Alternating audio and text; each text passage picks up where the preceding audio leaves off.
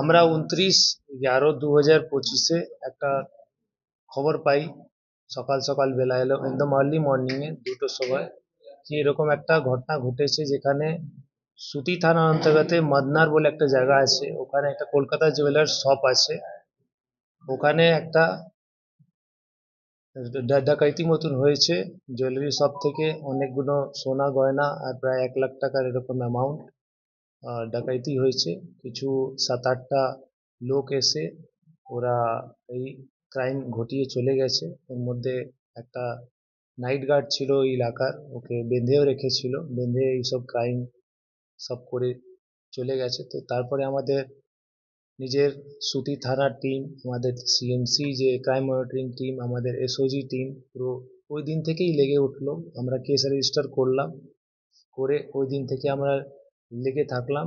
তারপরে বিভিন্ন CCTV footage মাধ্যমে, আমাদের ওখানে সিসিটিভি লাগানো আছে, ওই মাধ্যমে গেট প্যাটার্ন দেখে বিভিন্ন ম্যানুয়াল সোর্স এঙ্গেজ করে টেকনিক্যাল অ্যানালিসিস করে আমরা জানতে পারলাম কি এটা লোকাল গ্যাংয়ের কোনো কাজ নেই, এটা বাইরে গ্যাং হতে পারে।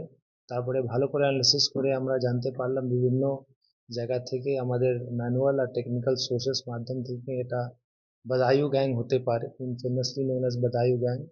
তো তারপরে আমরা ভালো করে তদন্ত করলে আমরা যখন কনফার্ম হতে পারলাম, তারপরে আমরা টিম নিজে নিজে সাজালাম। ভাগ্যে আমাদের খুবই ভালো ছিল, আমাদের আবার 10 তারিখের আমাদের একটা ইনপুট আসলো এই 10/12/2025-এ কি ওরা এদিকে আবার আসছে। তারপরে আমরা বর্ধমান থানার হেল্প নিয়ে, রেলওয়ে স্টেশন হেল্প নিয়ে ওখান থেকে আমরা এদেরকে অ্যারেস্ট করলাম। 6জনকে আমরা টোটাল অ্যারেস্ট করেছি। ওর মধ্যে সুনীল সিং, বাড়ি হলো বদায়ু; বিজয় সিং, বাড়ি হলো বদায়ুতেই; শ্যাম সুন্দর, বাড়ি হলো বদায়ু; সোনি, ওর মধ্যে 3জন মহিলাও ছিল, সোনি ওর বাড়ি বারথানা থানা ইটাওয়াতে; প্রিয়াঙ্কা উইথ ল্যাব বেবি, 3 মাসের ল্যাব বেবি, ওর বাড়ি হলো জলাওর; রুবি, ওর বাড়ি হলো জলাওর। এটা পাশাপাশি জেলা, উত্তরপ্রদেশের সবটাই পড়ে। তো এদেরকে আমরা অ্যারেস্ট করলাম। এদের মডাস অপারেন্ডি মেনলি দেখে আমরা বুঝতে পারলাম কি এই গ্যাং এরকমই অপারেট করে, চেনি হাতুড়ি নিয়ে এইরকম জুয়েলারি শপগুলো লুট করে। এদের প্রিভিয়াস প্রেসিডেন্টস আমরা দেখেছি অনেকগুলো আছে, যেরকম সুনীল সিং, বিজয় সিং বলে যে আছে, ওর অনেকগুলো আগেও কেসগুলো আছে, কেস রেফারেন্সও আমরা পেয়েছি। এরকম ঝাড়খণ্ডে এদের 2টো কেস আছে, নিমডি থানাতে আর চন্দনকিয়ারি থানাতে।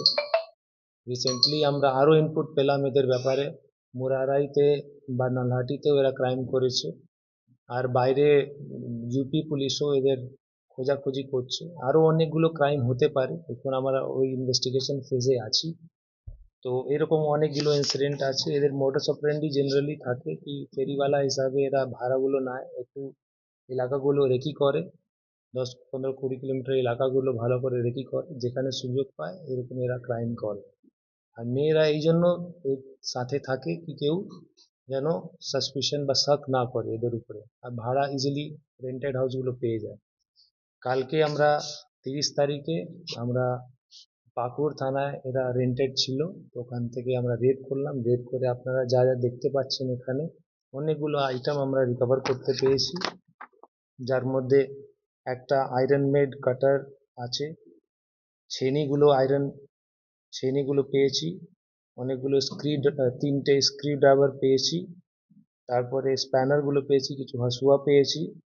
আর আমরা সোনার গয়নার আপনারা দেখতে পাচ্ছেন, কিছু পায়েল, সোনা গয়না, অনেকগুলো জিনিস পেয়েছি, কিছু বাইসাইকেলও আমরা পেয়েছি যা দিয়ে এরা রেকি করতো।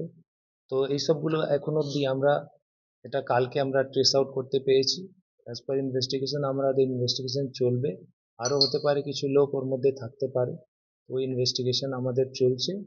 আর আশা করি আমরা আরও ভালো এই বদায়ু গ্যাং যেটা কাজ করে ওটা স্টপ করতে পারবো, যেন আমাদের ওয়েস্ট বেঙ্গলে, আমাদের এলাকাতে এরকম ক্রাইম যেন না ঘটে, আমাদের যে এলাকাবাসী আছে যারা বিজনেস করে বা যারা বাড়িতে থাকে, আমাদের এলাকাবাসী আছে শান্তিভাবে সুস্থভাবে থাকতে পারে।